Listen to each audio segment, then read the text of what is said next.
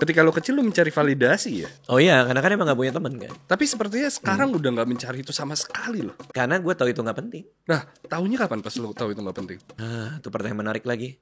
Gue melihat di era-era itu lo bisa membawa generasi baru dalam bercerita. Lo merasa impactnya sebesar itu gak? Buku gue yang ketiga itu dibahas di mailing list dengan tulisan Raditya Dika, si virus membaca untuk anak muda Indonesia. Wah, Itu kebanggaan gue kayak gimana gitu. Ketika gue tahu bahwa kelemahan gue adalah kekuatan gue, dan gue berdamai dengan semua kelemahan gue, orang nganggap gue lemah, nganggap gue payah, nganggap gue culun, itu menjadi tidak apa-apa.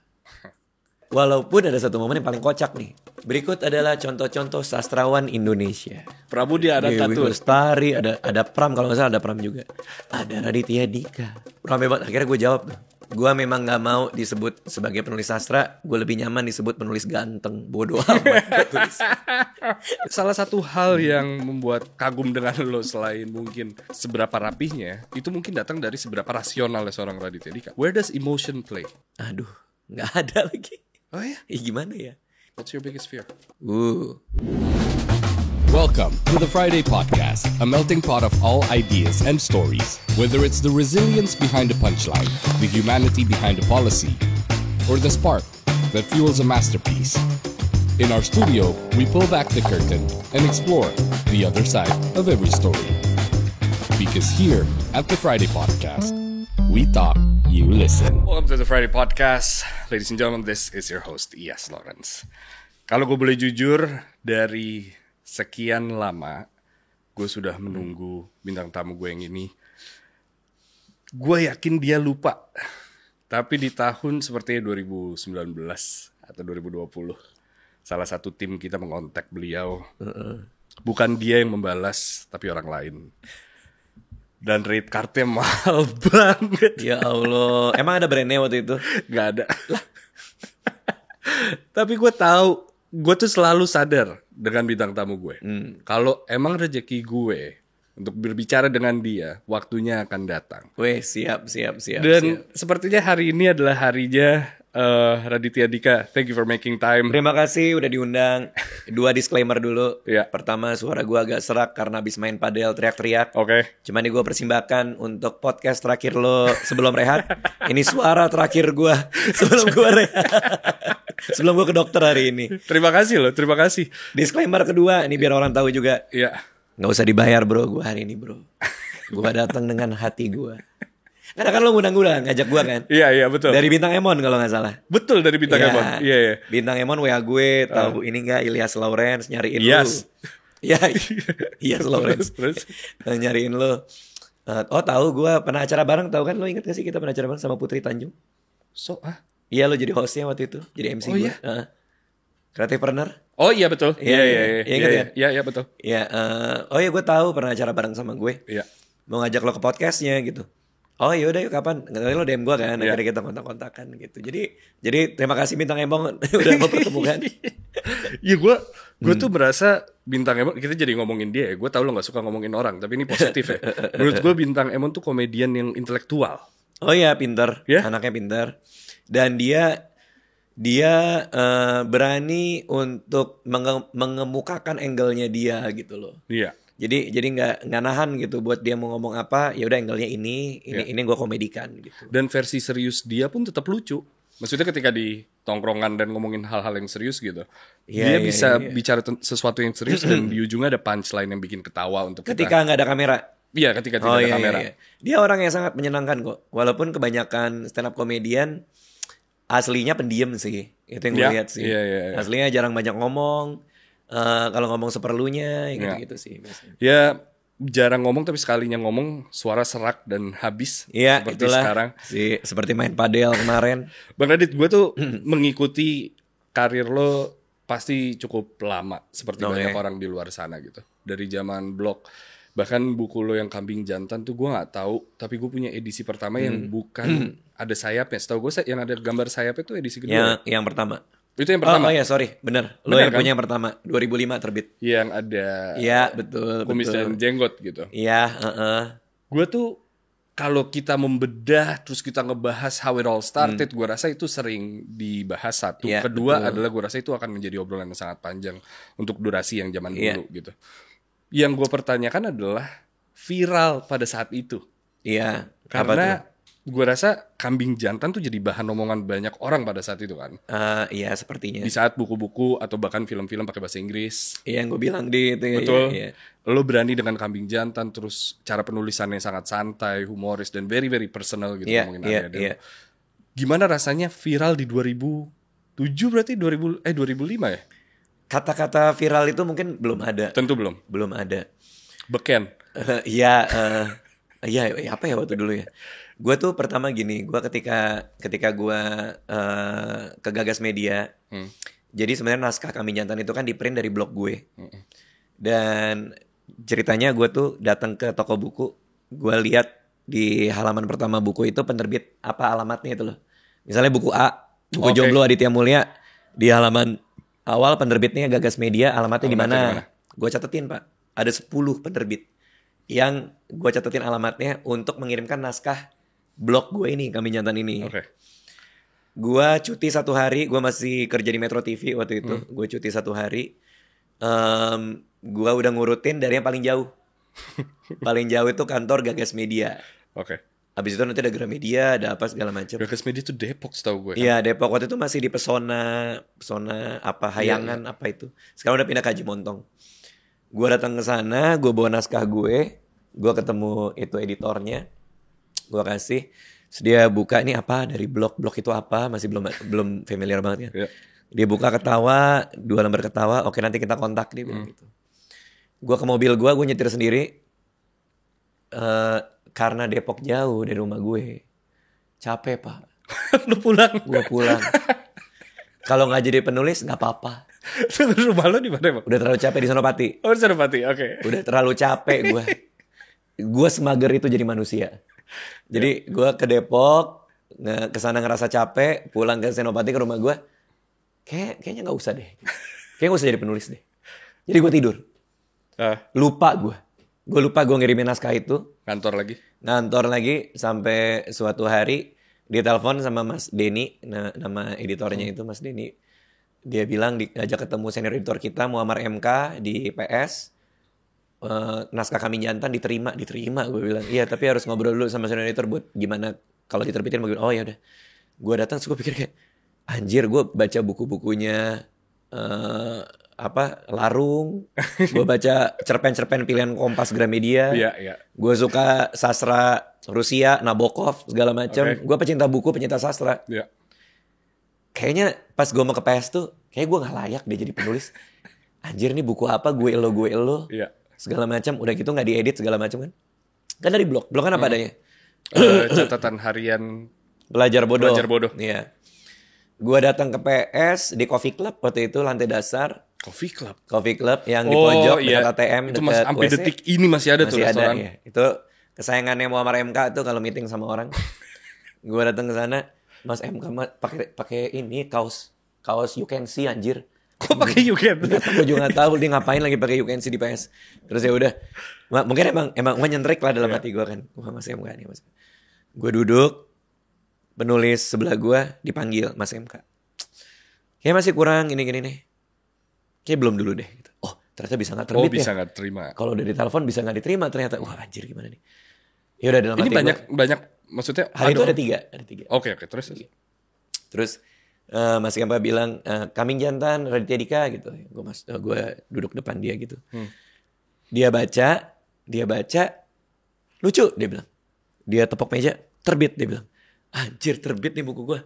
Terus itu kan jelek banget tulisannya ya. GW lu gue-nya aja GW. GW. Udah gitu ya nggak sastra banget lah, nggak pantas banget gitu jadi buku menurut gue. Iya. Terus gue bilang terbit beneran Mas MK terbit. Oh oke. Nanti editor saya siapa untuk ngeberesin data penulisannya? Nggak terbitin aja. Terbitin apa? Ini dari blog kan? Iya blog. Kalau kita edit, kita benerin, rasa otentiknya hilang. Gue ngelihat ini gue ketawa karena lu otentik. Kalau gue benerin apa segala macam, rasa itu hilang. Gue nggak mau buku ini rasanya hilang. Kita edit. Bentar Mas. Ini banyak typo. Dengan typo.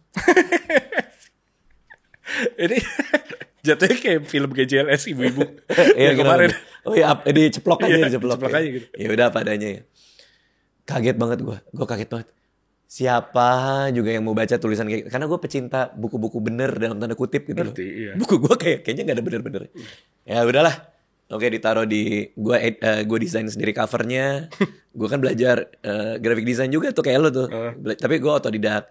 Terus gue kirim covernya segala macem.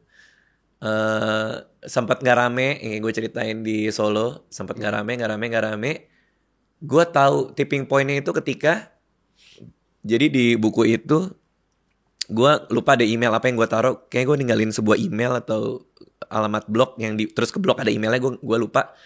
Pokoknya suatu ketika email gue rame. Email gue rame isinya ini buku lucu banget, saya fan, saya apa. Oh, ini banyak yang baca nih. Gue cek ke stok gudang habis terus. Cek pertama berapa deh? Lupa gue. Cek maksudnya duit atau? Duit. Oh, tadi yang konteks cek gudang itu maksudnya gue ngelihat ke gudang. Oh iya, ngerti gue. Tapi kalau lo nanya cek pertama 22 juta. Wow, oke. Royalti dibayar per 6 bulan. 10% kan? 10%. Iya. 10% royalti dibayar per 6 bulan. Cek pertama gue tuh 22 jutaan lah ya. Sebagai anak 21 tahun. Nerima duit 22 juta. Gue tuh rasanya kayak orang paling kaya gue. Meskipun background lo udah cukup ya. Kan keluarga gue. Iya. Terus gue langsung hitung sendiri kan. Ini gue kalau taruh deposito misal 5% berarti mungkin sekitar sejuta. Nah gue sekitar sejuta berapa. Nah gue tuh saking hebohnya gue. Padahal gue anak finance juga. Gue ngerasa kayak gue bisa dapat sejuta tiap bulan. Padahal deposito kan per tahun ya. Per tahun. Gue ngitungnya per bulan. Jadi udah ngebayangin gue kaya raya aja gue. 5% sebulan. Padahal kan kalau lo cairin berkurang nanti malah. Apa itu? Kan? Ya kalau lo ngambil duluan. Iya, tapi kan lebih kayak gue ngitungnya bukan 5% ke depannya setahun. Maksudnya iya. Bukan 5% setahun, yang gue hitung itu bunganya 5% sebulan. 5% itu sampai gue artikan itu. Oke. Saking gue ngerasa gue akan kaya raya banget gitu gara-gara nulis buku ini. Nah, menjawab pertanyaan lo, momen viral pertama gue, yang gue ngerasa viral ya, waktu walaupun kata-kata itu belum ada, adalah ketika gue udah kesulitan membalas email-email itu. Oh, lo membalas berarti. Dulunya gue balas semua email yang masuk, gue balas. Gue bilang makasih, salam kenal. Orang-orang yang emailnya gue balas sampai hari ini masih ada yang jadi teman gue. Oh ya. Orang pertama Bena Kribo contohnya. Oh, Bena tuh dari email. Bena dari email. Sempat jualan buku gue juga di sekolah dia. Karena penulis dapat diskon 35% kan. Wah, keren. Jadi marginnya gue kasih ke dia, jualan lah buku gue. Iya. Masih SMA dia waktu itu. Jadi banyak yang gue kenal yang gara-gara email pertama itu jadi teman sampai sekarang, banyak banget. Lo tuh sangat terbuka loh di buku itu. Maksudnya percintaan. Ya namanya juga blog kan. Iya, dan ya keluarga gitu. Iya. Ada rasa penyesalan? Enggak sih, karena itu kan penanda momen itu ya. Iya. Apa yang ditulis di situ adalah Raditya Dika umur 21 tahun dengan apapun yang mau dia ceritain pada saat itu. Jadi enggak sih, apa yang gue tulis adalah penanda zaman itu aja. Reaksi orang-orang terdekat pada saat itu? Iya, pada senang sih, pada ketawa, pada suka. Kayak adik-adik gue kan sering gue bahas. Iya, betul. Tapi mereka semua ahli waris gue dari buku-buku itu. Oh iya? Iya. Sampai sekarang? Sampai sekarang. Oh wow. Jadi gue pernah cerita ke adik gue kayak, ini buku yang baru ini kamu ya ahli warisnya gitu. Oh iya bang gitu. Terus bang aku lagi pengen punya mainan baru. Oh iya. Abang mati kapan? Lu kenapa? tapi memang ada klausa itu sih di kontrak. Gue baru tahu juga. Apa tuh, ada ahli waris bahwa ya kalau kita kenapa-napa royaltinya kemana? Royaltinya kemana gitu. Nah itu gue masih consider antara istri gue atau anjing gue nanti ada di situ. Gue lagi mikir tuh antara anjing lo punya KTP berarti. Iya, jadi gue sih udah bikin ya. Jadi gue melihat mungkin di era-era itu lo bisa membawa apa ya, generasi baru dalam bercerita. Iya. Lo merasa impactnya sebesar itu nggak? Gue tuh paling males untuk ngerasa kayak gue berguna atau gue punya andil ya. Kayak nggak tahu gimana, karena gue ngerasa gue ngelakuin itu bukan untuk hal tersebut. Jadi kadang kalau ada orang yang nanya, lo ngerasa berguna nggak, punya andil nggak segala macam di stand up kayak di mana, susah banget gue jawab itu gitu, karena ini hasil kerja bareng temen-temen. Tapi kalau pertanyaannya adalah pernah nggak lo ngerasa apa yang lo lakukan ternyata impactnya beda dari apa yang lo bayangin? Ada itu momen itu. Momen itu adalah ketika buku gue yang ketiga, si Radikus Makan Kakus atau apa gitu, gue lupa judulnya. Brontosaurus bukan? Ya apapun itulah. Itu dibahas di mailing list dengan tulisan Raditya Dika, si virus membaca untuk anak muda Indonesia. Wah. Itu kebanggaan gue kayak gimana gitu ketika gue tahu. Dia cerita anak-anak sekolah dia jadi suka buku gara-gara gue. Nah gue mengkategorikan buku-buku gue yang sangat mudah, sangat renyah dan sangat ngepop itu karena Pangeran Siaan pernah bikin beat soal gue tuh. Kayak dia pernah stand up ya? Dulu pernah stand up. Salah satu beatnya yang gue inget tuh Radit itu baca Nietzsche, baca Sartre, baca filsafat ini, buku-buku ini, dia ngeluarin Kambing Jantan. Lo bayangin gak kalau yang baca Kambing Jantan ngeluarin buku apa? Mungkin lebih bawah lagi. Tapi setelah Kambing Jantan, sastra kita luar biasa sih penulisannya. Makin bagus sih. Iya berarti bukan karena gue, tapi mungkin bukan karena Laskar Pelangi kayaknya. Iya betul, Andre Hirata berperan besar. Oke, terus ada satu momen juga yang lucu banget buat gue. Ketika gue mulai masuk ke ujian bahasa Indonesia. Paragraf dalam buku Marmut Merah Jambu ini menerangkan bahwa Dika adalah A, orang yang bodoh. Kenapa bodoh gue juga gak tahu. B, orang yang percaya diri yang gitu-gitu. Jadi itu momen oke juga. Walaupun ada satu momen yang paling kocak nih. Tiba-tiba di salah satu buku pelajaran bahasa Indonesia, nama gue ditulis, berikut adalah contoh-contoh sastrawan Indonesia. Wah, Pramudia ada Dewi Tatur, Lestari, ada Pram, kalau nggak salah ada Pram juga. Ada Raditya Dika. Heboh orang-orang yang merasa gue tidak mampu di situ, tidak pantas itu. Which is gue salah satunya. Heboh di Twitter tuh. Raditya Dika tidak pantas disebut penulis sastra gini. Ada yang belain. Sastra itu kan tulisan. Apa yang dia tulisnya sastra modern aja gini. Ramai banget. Akhirnya gue jawab tuh. Teman-teman penyuka buku, maaf banget, tapi gue memang gak mau disebut sebagai penulis sastra. Gue lebih nyaman disebut penulis ganteng. Bodoh amat. Lo heboh tuh. Heboh. Mulai saat ini bang penulis ganteng. Tapi kalau gue nyambung sama pertanyaan lo tadi kan, di momen mana lo ngerasa punya andil? Ya mungkin di momen-momen yang kayak gitu. Ketika menjadi bahan omongan orang, menjadi subjek ketika lo tidak ada di situ. Iya, gitu masuk ke buku pelajaran. Iya, pasti. Meskipun ada yang nggak setuju. I think itu mungkin menjadi salah satu faktor juga. Ketika ada yang tidak setuju, ketika ada sedikit pemanas gitu, mungkin itu adalah titik di mana gue bisa diomongin sisi baik dan sisi buruk dicari gitu. Dan gak peduli juga sih. Maksudnya ya udah. Sifat gak peduli itu dari awal? Oh iya dari awal. Cara ngebentuknya gimana? I've been in this industry for 8 years. I can't. Masa? Oh enggak, gue gak bisa. Gak bisa? Komen-komen jelek. Gak bisa gue. Bohong lu. Sumpah lo tanya. Kalau ada komen nyerang lu apa? Buka profilnya atau lo bales? Oh gue lihat, lo resapi. Gue resapi. Iya. Gue salahku di mana? Oh iya. Gue pulang dengan muka yang kurang enak. Istri gue pasti tahu, anak-anak pasti tahu. Kayak, you okay? Oh, oke. Itu dari mana ya? Ada dua hal. Yang pertama, gue hanya mau mikirin apa yang dalam kuasa gue. Itu nomor satu. Yang bisa lo kontrol. Yang bisa gue kontrol. Ada yang gue posting foto anak gue, terus dia komen anak Radit jelek nggak kayak anak artis lain. Ada tuh pas masih bayi kan. Aduh jahat banget orang. Gak kayak anak artis lain, anaknya jelek gitu. Terus gue kan ngeliat, Anissa panas hatinya. Iya. Akan aku cari orangnya gitu. Terus gue kayak, menurut kamu anak kamu jelek gak? Enggak. Cantik apa enggak? Cantik. Ya udah, kebenaran dia kan bukan harus sama dengan kebenaran kita. Biarin aja. Buset. Udah selesai. Gitu. Yang kayak gitu-gitu gue gak apa-apa. Maksudnya lo orang ngomong apa aja gak apa-apa. Gue pakai Crocs kemana-mana, pakai sepatu pink, biasa aja, gue nggak ada masalah. Nah kadang gue tanggepin kalau itu sifatnya gue bisa belajar. Jadi gue diajarin dari dulu, lo harus selalu belajar dari semua hal. Contohnya kemarin gue sempat ada yang nge-tweet soal si Radit ini kenapa sih kok narasumber itu omongannya dipotong-potong mulu. Mungkin lo ngalamin juga sebagai podcaster, kadang-kadang suka ada yang komen-komen yang kayak gitu kan. udah 2 video apa segala macam gitu. Padahal gue kan kalau di podcast gue bawa catatan. Catatan itu bukan buat nyatat omongan narsum, tapi kalau narsum lagi ngomong, apa yang di kepala gue catat dulu supaya nggak motong. Biar nanti ya. Baru gue baca. Padahal gue udah pakai teknik itu. Oh masih motong ya. Terus akhirnya gue DM orang itu di Twitter. Gue DM, halo ini Radit, boleh tahu video yang mana yang gue terlihat seperti itu? Tolong dikasih tahu. Video sama Sheila Dara sama satu lagi gue lupa.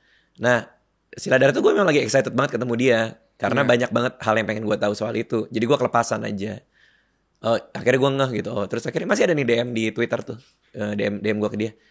Makasih atas omongannya di Twitter. Karena gue belajar banyak gini. Next time mudah-mudahan gak gitu lagi ya. Sudah balas lagi. Oh ya maaf juga ya Bang Radit. Kalau gue ngomong kayak gitu di publik gini. Gue hapus ya tweetnya. Enggak apa-apa gak usah dihapus gue bilang. Ya udah akhirnya itu aja yang kayak gitu gue tanggepin. Jadi pelajaran kan? Iya yang kayak gitu gue tanggepin. Iya. Gue tuh merasa bahkan ada titik di hidup gue harus ke yang lebih tahu kondisi gue gitu. Jadi psikolog, gue ke psikolog. Dan karena gue nggak bisa merasa nyaman bahkan di tempat ketika gue nggak bisa kontrol. Iya, oke. Sama seperti lo gitu. Iya. Bahkan psikolog gue bilang lo tuh nggak nyaman ketika di tempat dimana you're not in control of. Iya. Karena gue terganggu dengan bahkan hal segini nih. Iya. Misalnya gue lagi makan gitu sama istri. Terus ada banyak lirikan gini. Gue kayak kenal tapi gue gak kenal kayak siapa ya. Kayak lirikan itu ke gue gitu. Iya. Nah gue tuh merasa kayak gue diomongin jelek nih sama dia. Ya Allah, iya. Ada itunya loh kayak Iya. gue gak bisa. Tapi itu bisa di-train ya ternyata. Karena gue gak berangkat dari posisi yang kayak tadi. Coba gue ambil balik kenapa gue kayak gini ya. Banyak yang nanya ke gue soalnya kenapa gue kayak gini. Gue juga bingung. Kenapa gue sebodoh amatan ini. Atau mungkin karena lo ubah itu menjadi komedi. Dan komedi gak gampang tersinggung. Itu poin yang bagus banget. Jadi kayaknya ketika gue tahu bahwa kelemahan gue adalah kekuatan gue. Betul. Dan gue berdamai dengan semua kelemahan gue orang nganggap gue lemah, nganggap gue payah, nganggap gue culun, itu menjadi tidak apa-apa. Paham. Karena gue berkomedi di Malam Minggu Miko tentang jomblo gak laku. Di stand up tentang orang yang kuliah di Australia tapi gak bisa ngomong sama bule karena selalu berhadapan sama keteknya dia. Tinggi badan gue gak sama. Karena itu jadi materi komedi gue. Makanya gue gampang berdamai dengan kondisi diri gue. Itu satu. Yang kedua juga mungkin karena ya kebenaran objektif itu selalu dalam bayangan gue. Kayak misalnya anak gue dibilang jelek padahal kan menurut gue cantik. Sama yang ketiga adalah sebagai komedian kita naik ke panggung selalu dengan intention. Jadi kalau gue ngerosting orang di panggung yang kadang-kadang ada klip-klipnya di IG gue nggak pernah punya intention untuk melukai hati dia. Crowd work lo maksudnya? Iya crowd work gue. Melukai hati dia atau menghina dia di depan publik. Itu yang gue pegang selalu. Kenapa? Karena penonton pasti ngerasain kalau intensinya jahat, yang keluar juga pasti jahat. Karena gue tahu soal intention. Jadi ketika orang ngerusuhin gue di publik, haters apapun itu, gue akan lihat dulu intensinya dia, gue baca intensinya. Kalau emang orangnya niatnya emang jahat, yang jadi nggak percuma gue tanggepin. Tapi kayak orang di Twitter itu, niatnya mungkin kayaknya nih niatnya karena dia suka podcast gue deh, makanya dia marah-marah gitu. Dia kenapa sih motong-motong? Akhirnya gue ituin. Garisnya di mana? Intention apa? Soal gue ngeliat orang atau soal gue di panggung? I guess intention untuk menyakiti dan untuk menghibur. Oh, berarti ini persoalan gue ya? Iya. Oke. Kalau persoalan gue selalu di hati gue bahwa gue nggak akan mau ngebawa. Kan stand up karena kita ngomongin orang lah apa segala macam atau sebuah kejadian.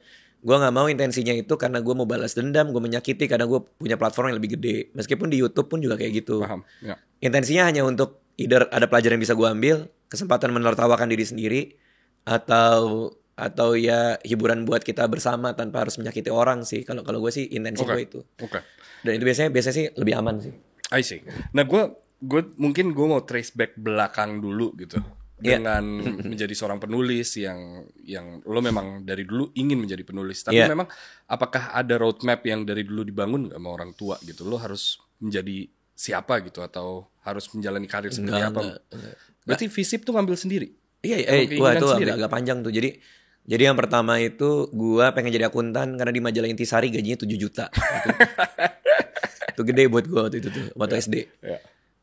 Makanya gue suka finance. Orang tua gue pas gue mau kuliah dia bebasin gue, jadi apapun yang kamu mau, money will come by itself kalau kamu bagus di.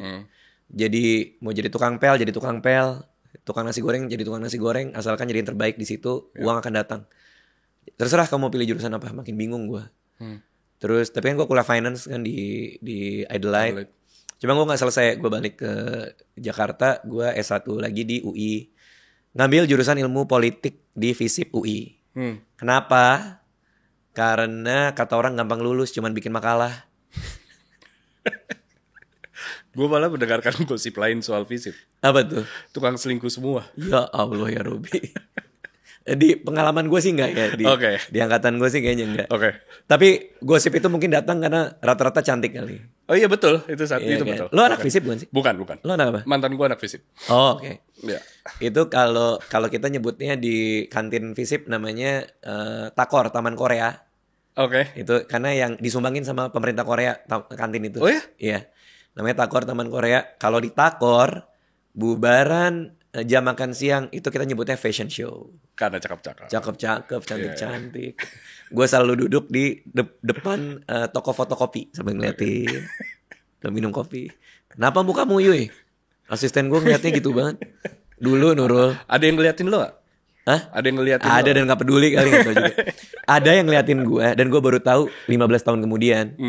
Karena suatu hari gue terima komen, jadi gue lagi bikin video reels apa, terus dia komen, gak nyangka ini Radit yang dulu pas gue kuliah gue sering papasan sama dia di depan tukang fotokopi.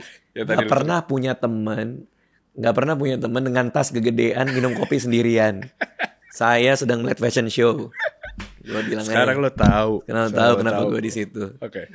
Tadi kita lagi bahas apa ya? Oh ya, roadmap. Oh ya, roadmap. Jadi penulis itu sebenarnya gue tuh nggak mendefinisikan diri gue penulis sebenarnya. Gue lebih ke storyteller gitu. Gue bercerita, gue seorang pencerita. Ternyata hati gue itu yang gue pengen.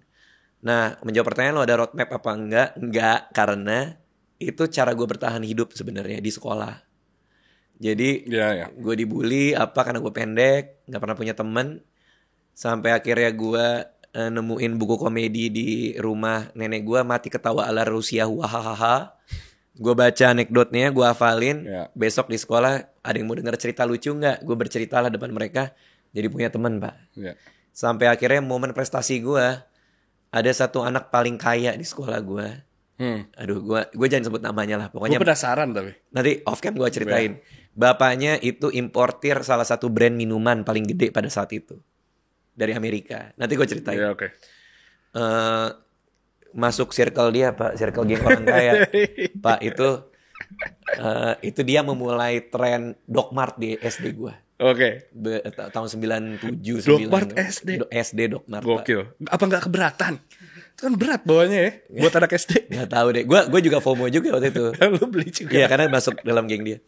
Nah di saat itu pelajarannya ada 2. Yang pertama bahwa kalau gue berkomedi, kalau gue lucu, gue aman hidup gue. Asik. Karena gue jadi punya teman. Anjir gue dianggap anjir. Dik cerita lagi dong, yang ini cerita lucu-lucu lagi. Gue sampai ngumpul di ini pak, ngumpul di taman, ada bangku. Terus gue kayak filsuf anjir. Kayak filsuf gue. Ceritanya mereka Aristoteles gue. Mereka semua ketawa. Kabar itu terdengarlah ke si anak ini. Kita sebut aja Anton lah. Bukan nama sebenarnya dia. Nama belakangnya aja gue gak butuh nama depan. Pokoknya lah adalah Anton. Si Anton tuh tahu kabar soal si penghibur ini. Terus dia ngomong lah ke salah satu teman dia. Coba panggil dia. Gitu. Terus gue lagi istirahat dipanggil. Dika, panggilan gue SD kan Dika. Dika, lo dipanggil sama si Anton. Gimana gitu. Oke, bilang ke Anton gue mau. Oke, jadi kurir dia. Anjir, kurir kerajaan. Membawa Plato. Udah membawa Plato. Datanglah gue ke depan dia gitu. Katanya lu punya cerita gitu. Apaan sih? Ini SD. Oh iya, gue cerita. Lucu. Sabtu kemana dia? Enggak kemana-mana. Ikut kita yuk dia bilang. Ikut kita ke rumah gue. Gue mau kumpul-kumpul sama kita nih gitu. Oke. Anjir gue masuk geng paling kaya di Anjir gue bangga banget gue. Gue bangga banget gue. Komedi membuat gue punya akses itu. Bercerita membuat gue punya situ. Wah gue kumpulin cerita yang bagus. Rumahnya di Kuningan. Wow. Rumahnya di Kuningan. Itu gue kaget banget karena di kamar bapaknya ada akuarium. Pertama kali gue tahu. Ada akuarium, ada alat gym. Terus gue, oh bisa ya di kamar kita punya akuarium. Tapi enggak yang kecil, yang gede pak. Akuarium ala-ala SeaWorld gitu. Arwana. Oh, masa ya enggak segede itu. Cuma dia di SeaWorld kan yang ada kotak. Kotak yang medium terus yang nyatu sama tembok. Ya yang gitu. Yeah. Ada ini enggak, ada merak dikerasin? Enggak lagi gue. Singa yang matanya diganti sama gundu. Enggak itu. Enggak ada. Singa mata ganti gundu. Ayo kita jalan-jalan dia bilang. Oh iya. Jalan-jalanlah kita ke planet Hollywood. Oh iya. Kartika Chandra waktu itu keren pak. Keren banget. Belum PIM tuh belum. Belum keren PIM. Gue lupa apa? Bukan Transformer.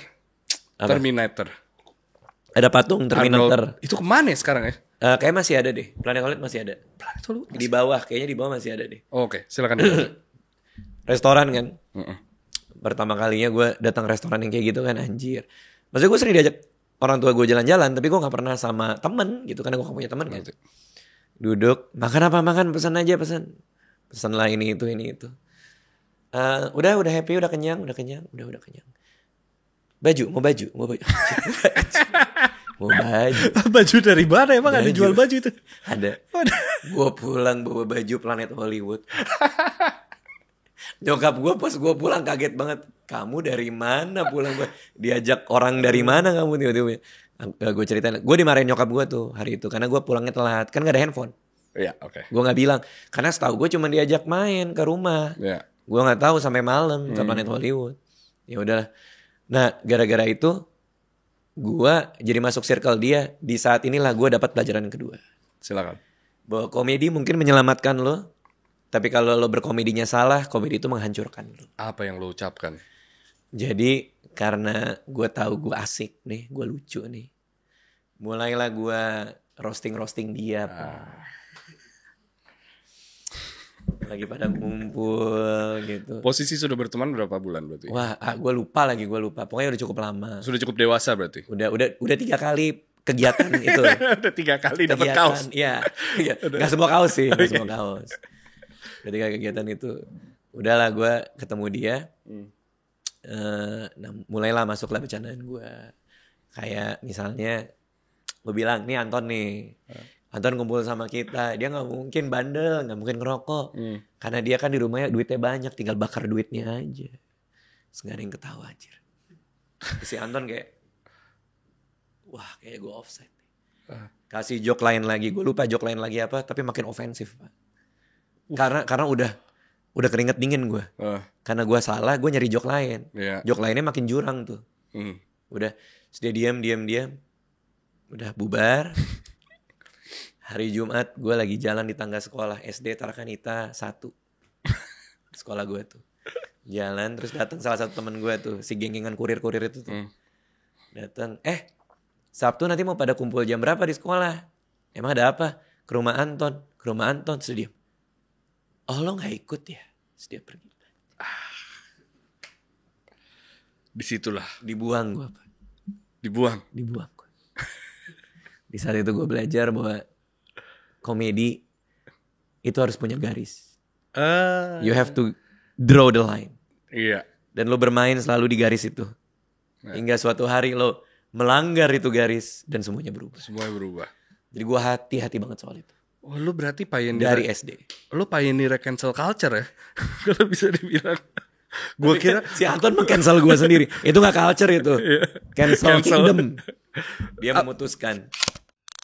Hey guys, sorry for interrupting the podcast. We have a special announcement. Kita sedang berkolaborasi dengan Avalanche, sebuah brand parfum, dan kita membuat 2 varian. Ada The Host dan juga The Interview Room. Both smells really good, dan it represents the podcast itself. If you're a fan and if you're a friend, jangan lupa langsung beli. Link in the description. Now, let's get back to the podcast. Thank you. Gue mengambil salah satu intisarinya adalah ketika lo kecil lo mencari validasi ya. Oh iya, karena kan emang gak punya teman kan. Gue kan anak perpus. Tapi sepertinya sekarang udah gak mencari itu sama sekali loh. Karena gue tahu itu nggak penting. Nah, tahunya kapan pas lo tahu itu nggak penting? Itu pertanyaan menarik lagi. Gue tahu itu nggak penting ketika kapan ya? Ketika gue ngerasa kalau yang gue ngejar adalah pendapat dan validasi dari orang lain, itu yang gue keluarkan mungkin jadi gue tidak bangga. Oh, karena kebutuhan mereka, bukan kebutuhan lo. Ya pengalaman Anton kan ngajarin itu juga. Iya ya. Bahwa kalau gue ngelakuin untuk diterima, gue ngelakuin buat dianggap, disenengin, suatu hari garis itu akan gue langgar karena gue melakukan hanya untuk dianggap, which is konteks sekarang. Iya. Supaya gue viral, supaya gue diomongin, supaya gue masuk circle si ABC, Iya. gue akan berpura-pura jadi orang lain kan, jatuhnya kan. Iya. Dan kalau kita tarik lebih jauh lagi, itu bahkan obrolan kita kemarin di Solo juga. Iya. Maksudnya, ya ada banyak hal yang KPI-nya adalah ya terkenal gitu. Iya. KPI-nya jadi bahan omongan, KPI-nya viral gitu. Iya. Yang kayaknya ketika menulis Kambing Jantan bukan itu deh. Ketika tujuannya. ngeblok enggak. Iya kan? Ketika ngerilis buku mungkin bukan itu deh tujuannya gitu. Bukan. Apa tujuannya? Kepuasan diri. Kita ambil yang sekarang aja ya. Oke, silakan. Yang ambil sekarang tuh kayak podcast ya. Iya. Podcast gue tuh modalnya cuma satu, rasa penasaran doang. Sama persis. Iya, jadi gue cuma ngundang-ngundang orang yang lagi penasaran. Hari ini yang baru upload tuh dokter fisioterapi. Gue ngomongin soal HNP gue, ngomongin soal ini, ngomongin soal itu. Jadi memang yang gue lakukan hanyalah untuk menjawab rasa penasaran itu kalau di podcast. Kalau gue stand up, pernikahan itu berat pak. Istri, anak 2. Iya. Kadang kita nggak dianggap di rumah. Anak gue lebih takut sama ibunya daripada sama gue. Iya. Rantai makanan dia paling atas. Dia memilih. Iya. Dia ya istri gue singa lah kan, semua takut. Anak gue ada yang elang, ada yang ular. Kan gue bakteri dalam kotoran sapi nih. Paling bawah gue gak dengerin. Adalah rasa kesal-kesalnya lah. Adalah kegelisahan-kegelisahan soal kehidupan sebagai bapak, kehidupan pernikahan. Makanya gue tiap Sabtu ngomongin itu di show gue. Iya. Gue ngomongin anak istri gue aja. Iya. Kenapa sih kayak gini, kenapa sih kayak gini. Ngomongin masyarakat, ngomongin apa.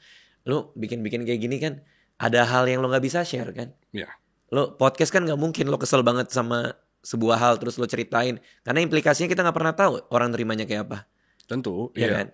Makanya di show gue, ruangan tertutup, 17 tahun ke atas, handphone mati semua. Gue kasih semua apa yang gue rasain. Paham, tapi apakah itu kan asumsinya adalah lo tidak mengenal ratusan atau ribuan orang itu kan? Iya. Lalu? Kenapa merasa nyaman bercerita ke seseorang yang tidak dikenal? Oke, karena pertanyaan lo tadi kan, kalau gitu sekarang lo bikin karya buat apa kan? Iya. Gue bikin karya kalau stand up buat rilis itu. Buat kegelisahan gue keluarin di tempat yang menurut gue banyak orang tahu, tapi gak boleh terlalu luas. Paham. Nah, penerimaannya kayak gimana? Betul banget. Penerimaannya kayak gimana? Jadi kalau kita show off air, pertama dia udah bayar tiket. Artinya minimal dia ngerti selera dia kayak gimana. Dia tahu preferensi gue kayak apa. Itu yang pertama. Yang kedua, off air tuh magisnya beda pak. Penerimaan lu akan jauh lebih gede ketika off air. Penerimaan lu tuh, makanya kadang-kadang ada orang suka keseleo kan, ketika off air baik-baik aja, videonya diangkat di TikTok. Iya, die dia. Ya. Beda vibe off air tuh beda. Makanya gue suka banget bikin show stand up tuh kayak gitu sih. Wow. Dan gue melihat juga bahwa kayaknya ada there is something about Raditya Dika yang orang suka banget, itu mungkin adalah serapih. Lo tuh rapih banget menjalani hidup. rapi begini rapi. Hoodie dan celana pendek bukan rapi, dan itu malah membuktikan bahwa seberapa rapi hidup lo gitu, tertata gitu. Dan gue sadar lo mengakui itu kok, karena kayak misal menyiapkan dana pensiun and so on. Sebelum kita ngomongin itu, I want to talk about 40 karena 40. I feel like you talk about 40 a lot dari 40. 40 gitu. Mau pensiun di 40, lo bilang 40 pelajaran yang lo rasakan di umur 40. Betul, gitu. ada videonya. Dan ada juga beberapa kali lo bicara kalau kita ngomongin pensiun adalah lo bilang sebenarnya yang lo jalanin udah pensiun anyway gitu, karena it's what is pensiun itu untuk apa kan? Iya. Bukan apa ya satu lagi? Bukan dari apa? Bukan dari apa, tapi untuk apa gitu. Ketika lo nonton deh berarti ya. Ketika lo mencapai 40, iya. Apa yang terasa betul dan ternyata nggak segitunya gitu. Apa yang terasa betul ternyata gak segitunya. Ini dalam konteks apa nih? Kayak pas muda gue ngerasa Iya, karena kan ternyata beberapa B, kali gitu. lo bilang bahwa kayak 40 tuh jauh banget gitu, dan lo harus menyiapkan uang. Maksudnya lo ke Oh karena ketika gue mau pensiun dulu. betul, Oh iya. karena lo ke Mbak siapa? Likmina, Iya, ke Mbak Rita. Linguina gitu and so on gitu. Oke, pertama-tama kenapa gue mau pensiun dulu ya? Karena ketika gue di Citos ketemu teman SMA gue yang lama, dia nanya, lo sekarang ngapain jadi penulis kasihan gak punya karir, kata dia. Karena gue kan sales, bisa jadi direktur sales, bisa jadi manajer, lo gak bisa jadi direktur penulis. Gue pulang ke sana udah mau nangis aja gue, iya lagi gitu. Jadi ya gara-gara itu gue dapat 2 hal. Yang pertama, karir tuh gak boleh cuman ke atas tapi harus ke samping. Makanya dari nulis buku gue nulis film dan lain-lain. Yang kedua adalah gue harus bener kuatin dana pensiun, karena gue gak tahu berapa banyak buku yang ada di dalam hati gue.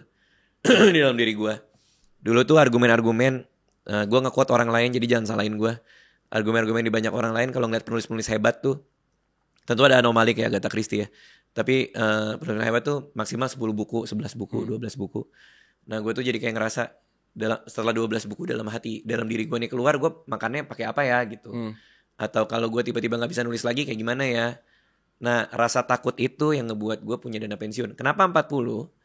Karena menurut gue masih punya 20 tahun yang lebih panjang untuk menikmati hidup. Masih sehat banget lah. Ngerti? Dari 40 ke 60, 40 ke 70 masih bisa lah gue nikmatin hidup. Makanya gue waktu itu mau pensiun umur 40. Oke. Nah, ketika gue masuk 40 tahun, ada satu yang ngenain gue lagi. Lo udah 40 belum? Belum ya? Belum ya? Lo belum kan? Udah belum sih? 28. Bohong lo. I swear to God. Dia 28. Kalau misalnya ada Bro. seseorang bertanya kepada gue suatu hari nanti, apa orang pertanyaan apa yang paling jahat pernah keluar dari mulut orang adalah tadi sih, lo udah 40 belum? Lo belum 40 bro. Nurul, menurut kamu berapa Nurul? See, she has sense of knowledge. Kok bisa? Gue pikir lo udah. Enggak, ini juga salah satu opening Banyak, gue. pasti banyak ya. Salah satu opening gue setiap gue monolog atau apa ya, gue selalu bilang I've always looked 40 ever since I was 20. Jadi emang terlihat. Tapi gak 28 bro. Sumpah. 9. Iya tetap aja. Anjir. Oke. Silakan dilanjut. Oke. Nanti begitu lo 40. Iya. Salah satu hal yang paling kena adalah soal mata. Oke. Gue dikata-katain font gue gede banget. Terus di awal-awal istri gue kan masih 30-an kan. Yeah.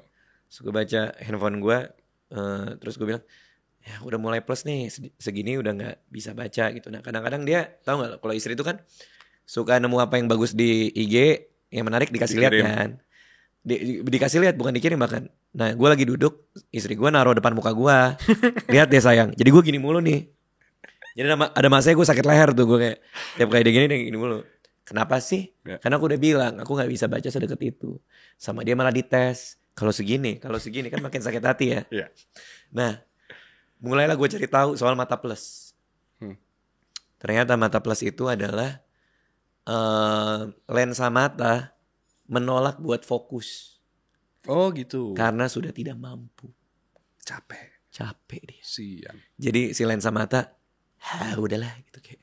Udah capek, gue udah 40 tahun gue begini. Yeah. Mungkin saatnya aku happy. Yeah. Terus dia udah menolak, jadi kita harus gini karena fokus dekatnya udah nggak bisa. Yeah.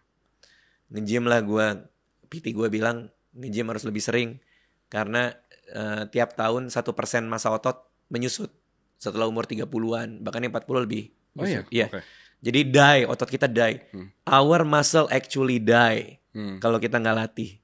Jadi dia mati. Ini udah nyerah, otot udah nyerah. Jadi momennya di situ ketika gue ngerasa kayak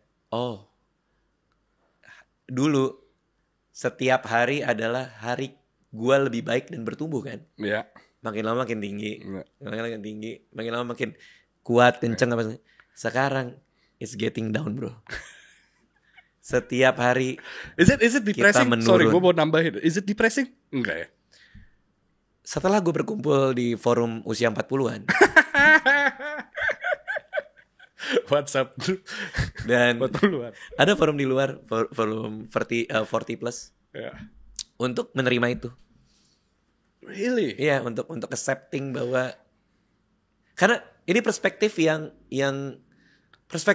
cukup suram soalnya buat gue. Iya. Karena artinya kan gue bangun diri gue lebih rendah. Iya pastilah. Gue bangun lebih bawah lagi. Jadi each days our body getting worse kan.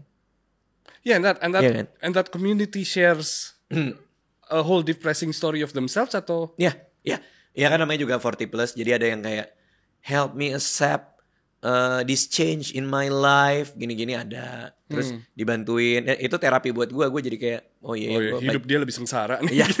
Enggak sih, maksud gue yang dia ceritakan gue relate dan dibantuin teman-teman untuk punya perspektif yang lain. Oh, that's interesting. Nah, tapi buat gue anxiety itu adalah bensin kan. Gue bisa melahirkan buku, film, YouTube, stand up karena gue punya anxiety kan. Jadi itu gue cultivate di seumur hidup gue sehingga gue punya perspektif kayak gini. Sehingga gue bikin materi stand up jadi lebih enak aja gitu. Paham. Cuma di satu sisi it's kind of fuck up in your brain juga kan. Yeah, of course. Yeah. Di saat lo harus memproses perasaan ini, tapi di satu sisi lo mau nampil ini sebagai sebuah konsumsi publik kan. Yeah. Dalam bentuk art kan. Nah, on top of that, you know the evolution of comedy kan. Maksudnya comedy is not always the same dari dulu sampai sekarang gitu.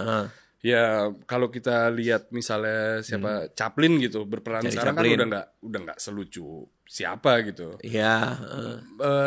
Gua rasa evolusi komedi tuh harus ada di modern terus gitu, di modernisasi terus gitu. Betul. How do you do that? Karena itu salah satu hal yang you have to deal with for the next what? You wanna keep on doing this for the next 10, 20 years. Gue ada 5 kali special show nyambung terus dari cerita cintaku sampai cerita anehku. Patokan gue cuma satu, komedi itu hanya lucu kalau lo jujur. Interesting. Komedi is about telling the truth. Selama lo jujur, itu akan lucu. Selama gue jujur, gue punya kegelisahan soal mata gue yang menyerah. Selama gue jujur bahwa gue laki-laki penghibur di SD gue dan merusak nama baik gue sendiri. Selama gue jujur soal itu, maka itu akan selalu bisa menjadi lucu buat orang lain. Ketika lu punya fasad bahwa ini gue kocak mampus nih, nah di saat itu lu gak lucu justru kan. Ya. Karena orang akan ngerasa energi itu. Jadi kalau lu, memang gue belajar teori komedi juga, dan gue mempelajari perubahan-perubahan komedi dari dulu. Yang Chaplin lakukan lebih ke slapstick, which is orang Jerman punya kata sendiri soal itu, Schadenfreude. Kalau orang susah dia happy. Jadi itu yang dilakukan, slapstick. Balik ke observasi komedi, balik ke komedi situasi dan lain-lain, sketsa dan lain-lain. Sampai di komedi modern saat ini, menurut gue kejujuran malah jadi lebih penting buat diutarakan kalau lo mau berkomedi. Ya. Tinggal lihat aja konten-konten TikTok yang lucu-lucu pun juga isinya honesty dan vulnerability mereka soal apa yang mereka alamin kan. Soal kenapa Arif Brata lucu banget ketika dia nonton kontennya Raffi makan mewah. Sambil dia makan bunyi token bunyi, titit. Dia jujur dengan kondisi dia gitu. Artinya menjawab pertanyaan lo, format pasti berubah, selera pasti berubah. Kejujuran. Tapi kalau lo jujur, anxiety lo akan sesuai dengan zaman. Wow, yeah, that's interesting. Gue punya a whole bit about nonton pentas sekolah anak gue, karena gue jujur, menurut gue banyak yang ganggu gitu. Di pentas sekolah anak. Baik kalau kita bayar tiket kan, terus kita nonton, bayar nih. Jadi artinya ya kan anak lu cuma 2 menit, 1 menit.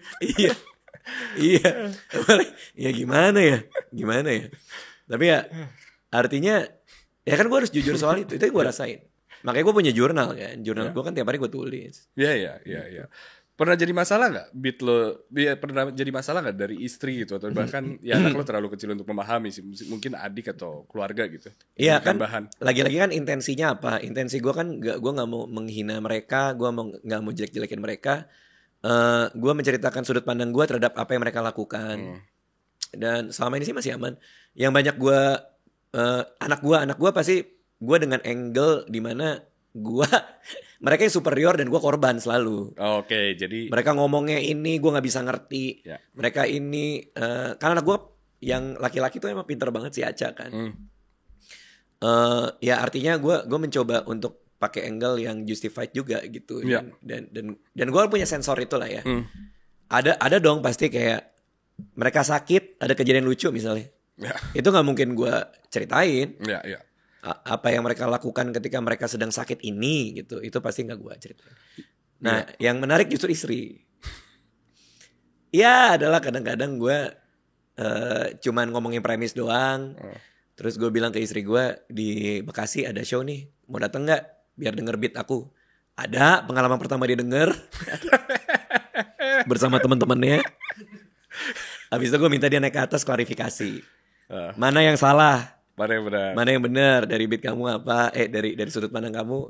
Pas kejadian ini perspektif kamu apa? Terus dia marah-marah di panggung gitu ada. Tapi rata-rata materi gue run through ke istri dulu. Mana perjalanan dari Bekasi ke Kemang jauh lagi? Udah sampai sana dia kena roasting lagi. Tapi rata-rata memang dia tahu duluan premisnya minimal. Minimal premis.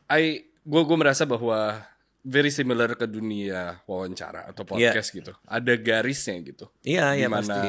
ya kita bisa ngomongin tentang Aca, tentang anak lo, tentang keluarga lo. Tapi kalau misalnya gue udah ke ranah sekolah anak lo atau apa, itu kan that's the private line gitu.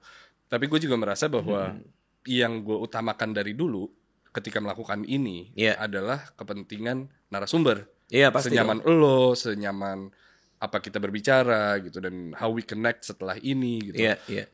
Kalau di stand up kan itu it's a one man show ya. Iya. Apakah lo mengutamakan penonton atau mengutamakan diri lo berarti?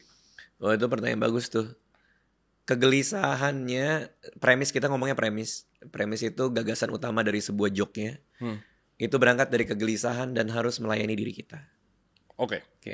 Joke-nya, which is punchline-nya, harus melayani penonton. Karena hiburan. Iya. Ya. Karena mereka ketawa soal itu. Ya, kita bisa banyak bicara soal teori komedi lah, kayak setup tuh bagian yang nganter, punchline bagian yang patah. Jadi semakin gede gap antara ekspektasi penonton dan kenyataan di punchline, maka semakin gede ketawanya. Jadi komedi all about surprise kan. Semakin kaget mereka, semakin gede tawanya. Nah, tugas gua sebagai komedian adalah memperbesar gap ekspektasi dan realitanya. Sehingga mereka expect-nya apa? Blar. Dibawanya ke sini. Ya. Tugas gua itu untuk mengambil juxtaposisi yang unik tapi jujur.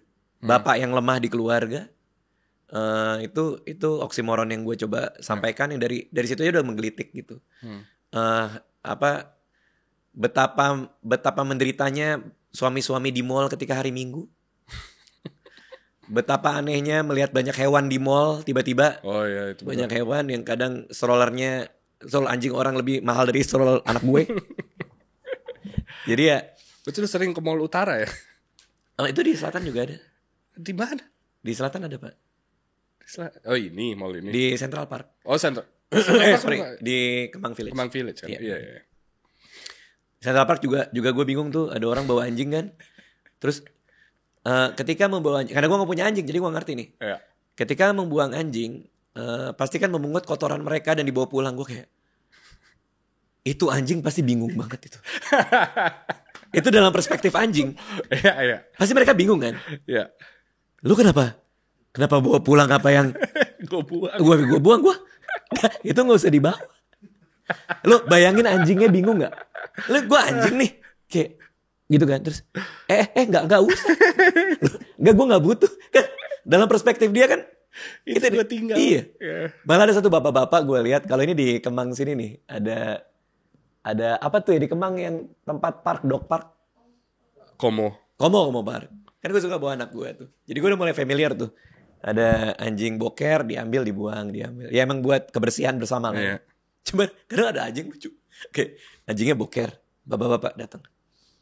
Sarung tangan. Ngambil, taruh plastik. Masukin tas. Lu ngapain? Masukin tas. Lu ngapain? Iya. Tapi ya kita nggak tahu dia ilmuwan. Ya mungkin mau diliti atau apa. Dia suka yang anget-anget di tangan dia. Gitu. Tapi artinya gue merasa kejujuran itu premis. Itu maksudnya contoh-contoh premis yang datang dari rasa gue nggak ngerti aja gitu. Iya. Kenapa kayak gini? Lebih-lebih karena gue nggak melihara anjing ya gitu. Salah satu hal yang membuat orang kagum dengan lo, selain mungkin seberapa rapihnya, itu mungkin datang dari seberapa rasional seorang Raditya Dika. Oh gitu. Oke, terus dari gue rasa sosok yang sangat rasional ketika gue dengar ada satu yang lo bikin spreadsheet Iya. pros and cons dengan untuk istri, betul? Sebelum menikah kalau Oh nggak iya salah. iya iya. Mau nyatat keuangan mau pakai Google Sheets atau Excel? Iya. Ya pro iya. and consnya apa? Iya, iya, dan itu hal-hal yang sangat rasional. Where does emotion play? Aduh, nggak ada lagi. Oh ya? Gimana ya? Gua Gue nangis. rasa itu kan sesuatu yang harus berdekatan dong. Emosi dan rasionalitas. Aduh ini susah banget lagi. Konteks apa nih misalnya apa nih? Kangen sama anak iya sih, emosi sih. Tapi apa maksudnya gimana ya? Dalam konteks apa? Keinginan untuk, karena gue sempat lihat juga lo bilang bahwa fungsi uang itu untuk membangun memori. Iya betul. Itu kan faktornya emosi kan. Oh iya betul. Tapi betul. rasionalitasnya adalah ya, can we afford that or not gitu. Justru sebenarnya itu rasional kalau memori yang kita bangun. Karena memori akan melekat selamanya. Tapi mobil mewah pembeliannya tuh kadang-kadang cuma emosi semata aja. Oh, oke. Boleh berangkat dari situ berarti. Lo berarti Iya. dari dulu tidak pernah impulsif terhadap pembelian sesuatu berdasarkan emosi. Enggak kan di marketplace gue aja wishlist gue sekarang 540-an lah di wishlist. Di yang gue mau check out yang gak gue check out kan suka gue taruh check out ada 20 item.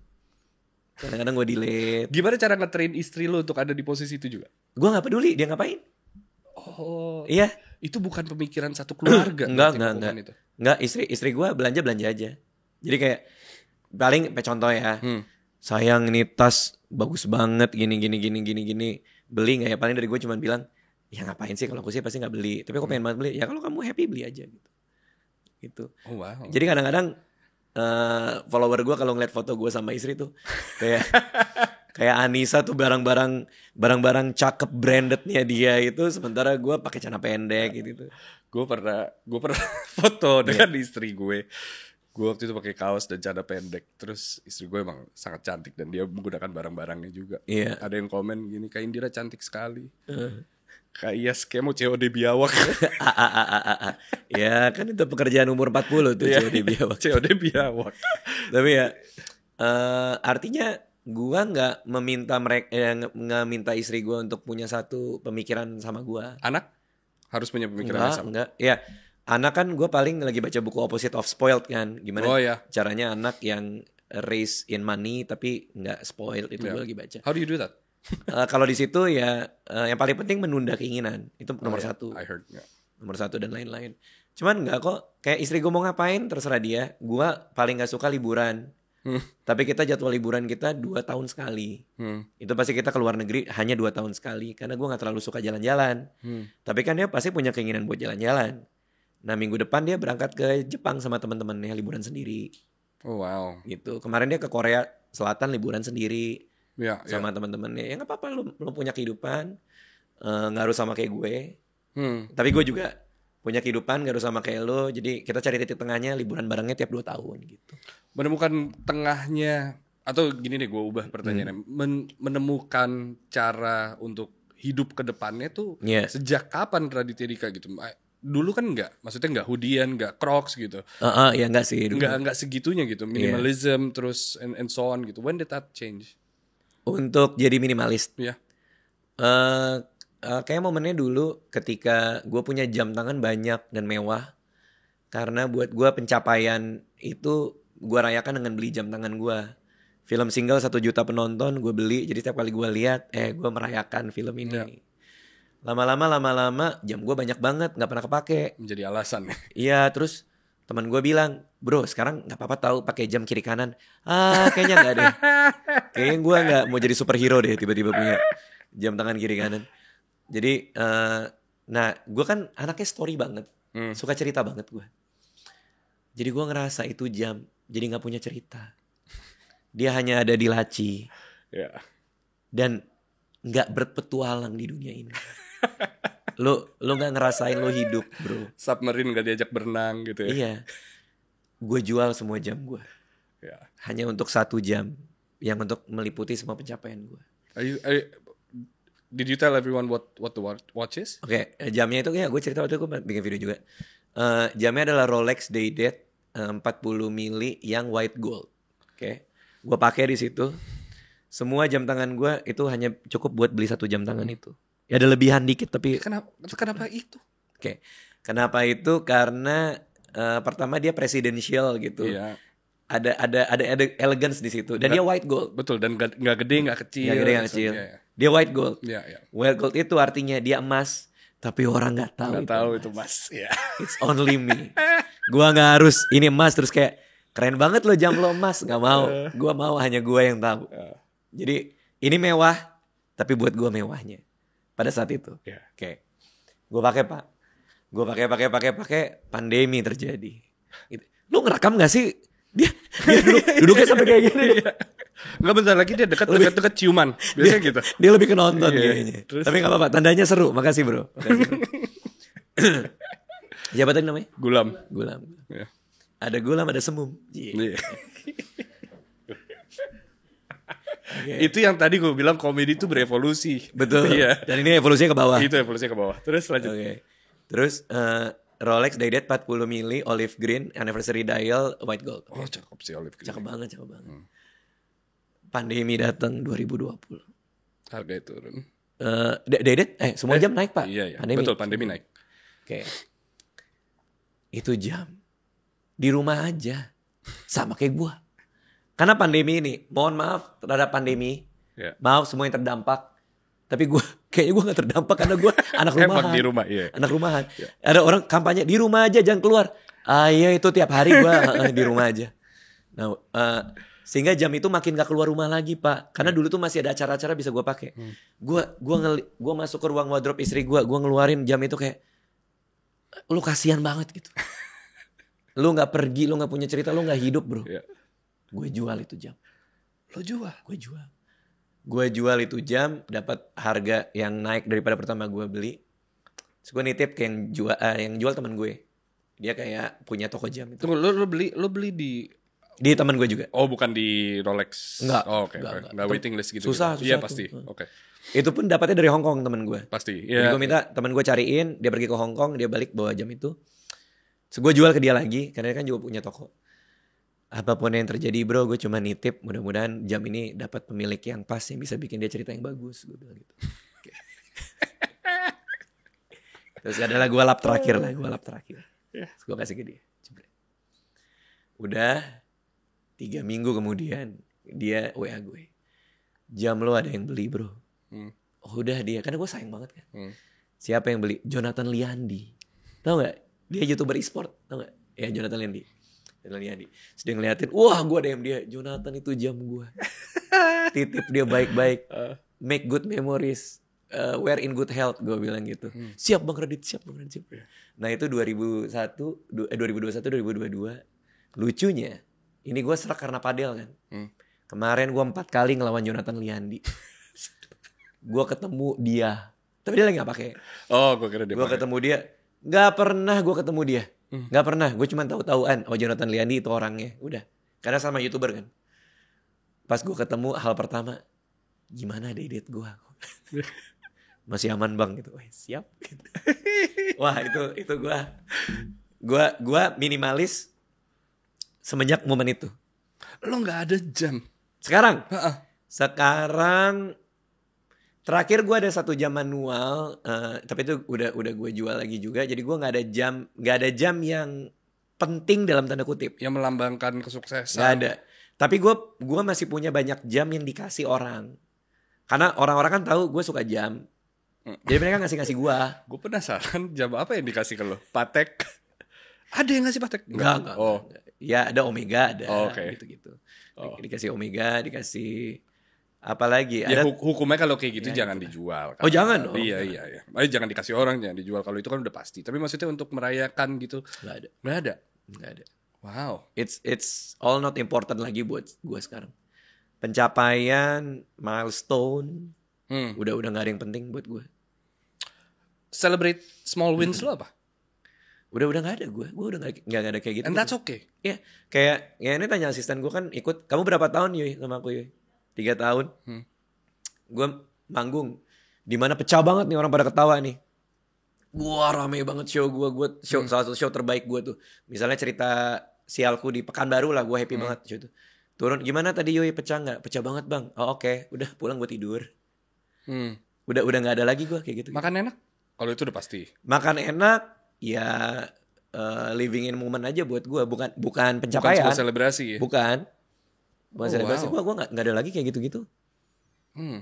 Jalanin hirup aja, udah sehari-hari. Berarti kalau tadi pertanyaan gue awal soal rasional dan emosi ya memang emosinya sangat minim ya. Ya makanya gue butuh konteks sih. Kayak Iya. di bagian mana lu berharap ada emosinya. Contoh ya, kayak gue nonton sore nangis. Ya that's just emotion. Iya, emosi kan. Iya. Maksudnya kalau konteksnya itu ya, gue nonton sore nangis. Tapi kalau manggung, gue nggak pernah grogi. Oh ya. Nggak pernah gue. Nggak pernah ada ritual, nggak pernah ada grogi ya Nurul ya. Kan ada yang bilang kalau lo nggak grogi berarti lo nggak peduli. Iya betul. Itu si Deddy Corbuzier bilang gitu ke gue juga. Gue kira seorang filosof ya bilang gitu.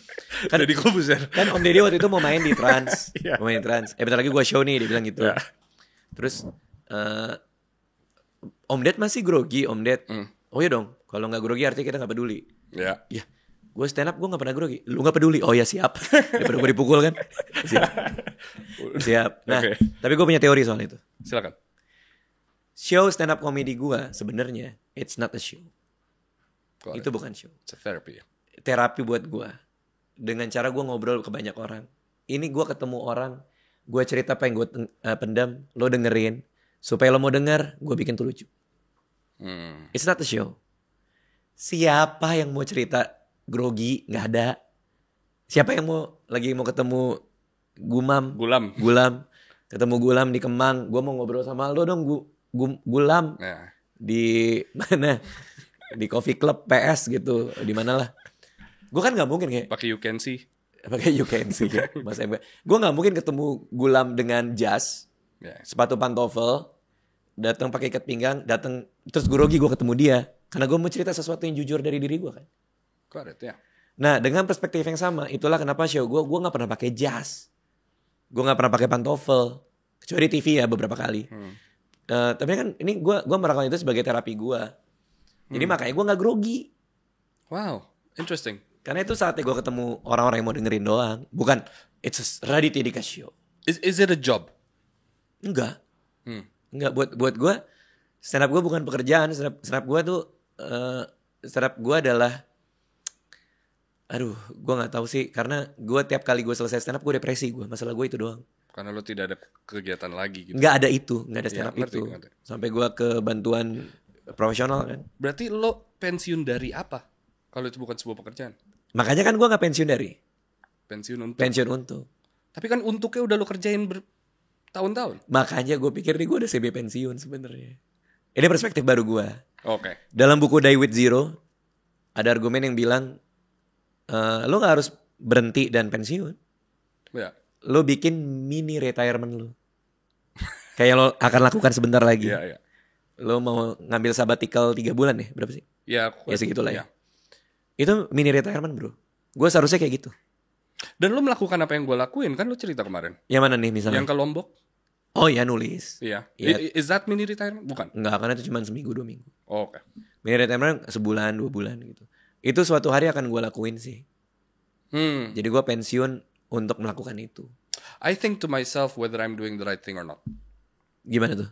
Kayak ini sabbatical leave atau kayak mini retirement gitu, hal-hal kayak gitu. Karena kayak iya bener gak ya gue ngelakuin ini gitu. Tergantung alasan lo. Kalau alasan lo yang lo share ke gue gak tahu lo mau buka di sini apa enggak. Nanti dulu sih. Oh ya. Kalau alasannya karena itu, menurut gue enggak sih. Kalau menurut gue, karena gue pernah melakukan itu dibarengin tanpa harus sabbatical. Oke. Tapi kalau alasannya adalah untuk, kalau di argumen buku Die With Zero adalah untuk hidup, lo tahu lo hidup, lo in the moment, Yeah, that's true. lo creating memories, mungkin itu alasan yang lebih tepat. Yeah. Itu kalau argumen gue. That's interesting.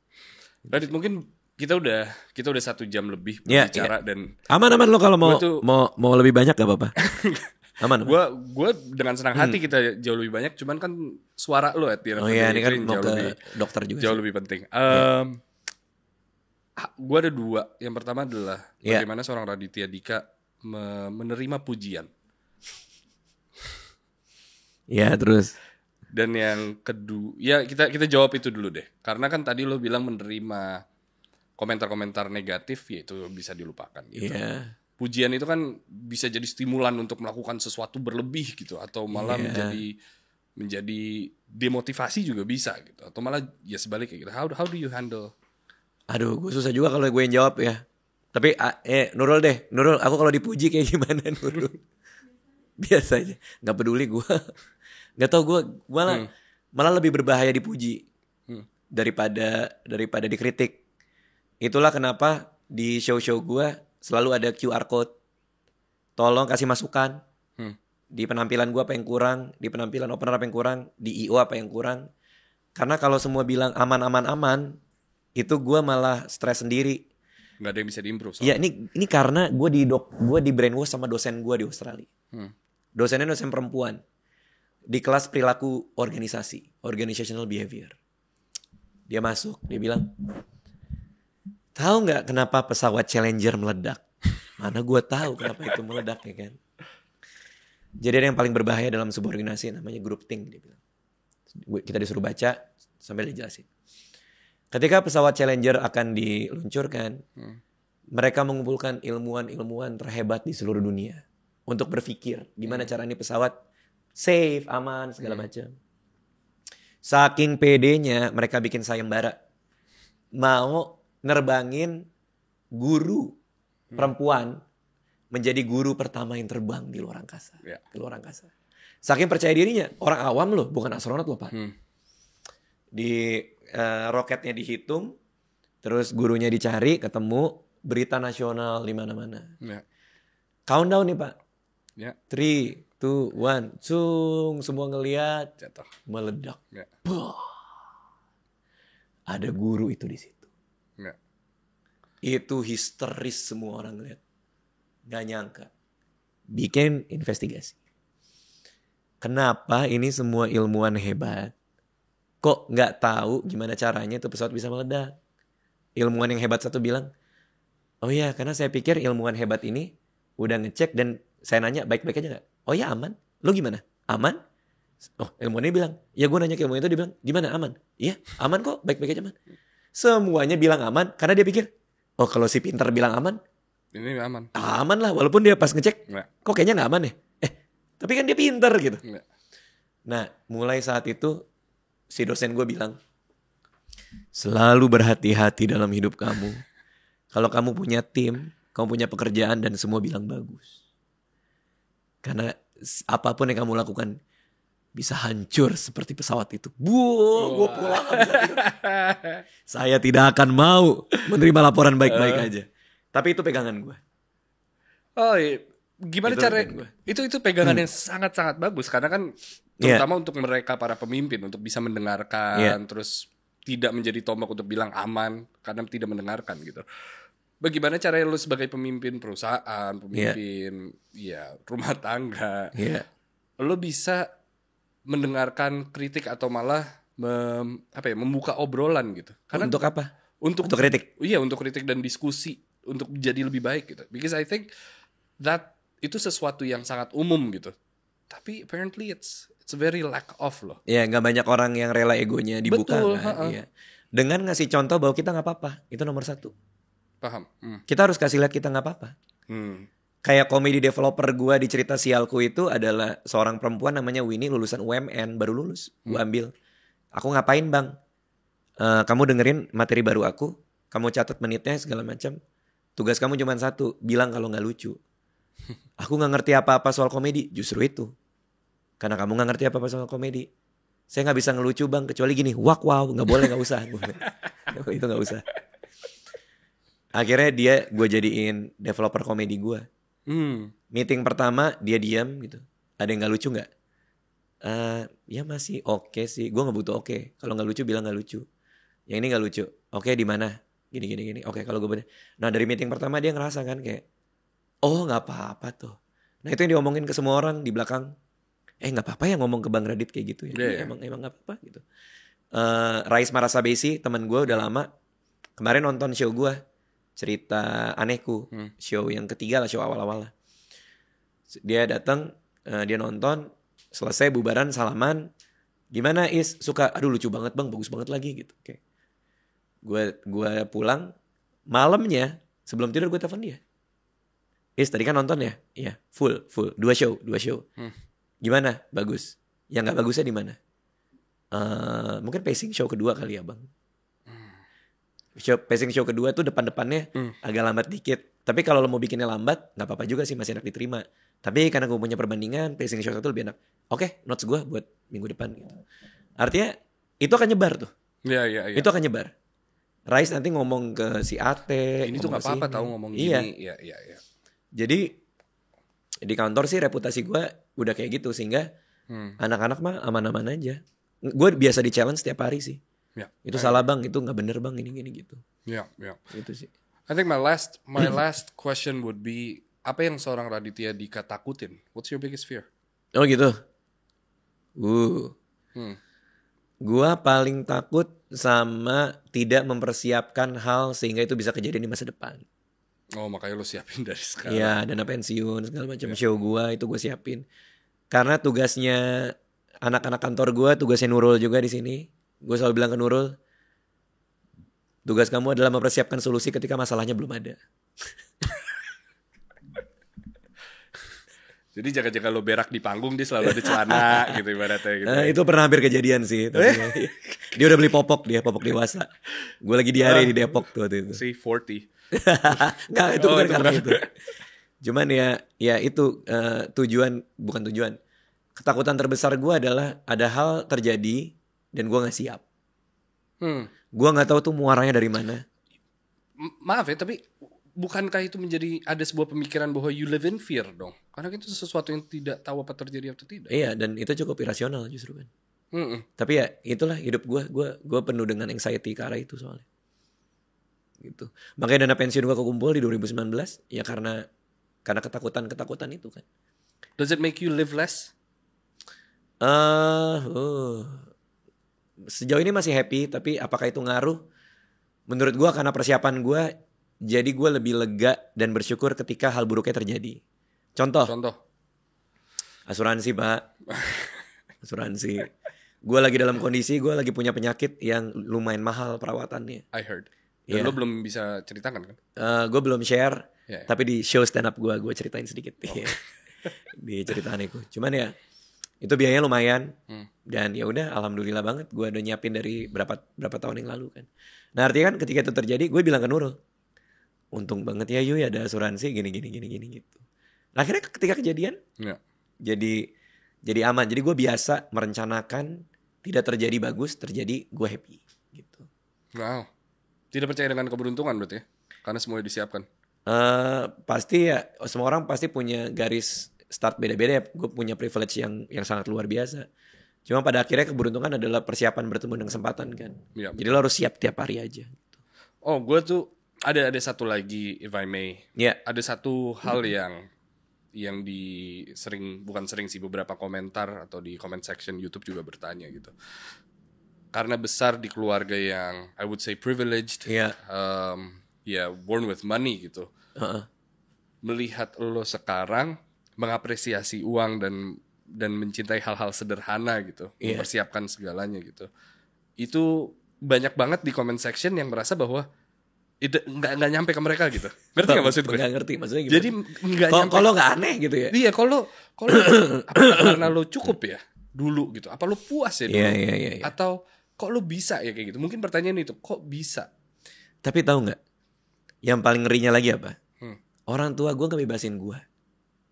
Gue mau pulang malam, gue mau punya apa, gue mau ngelakuin apa, gue dibebasin pak.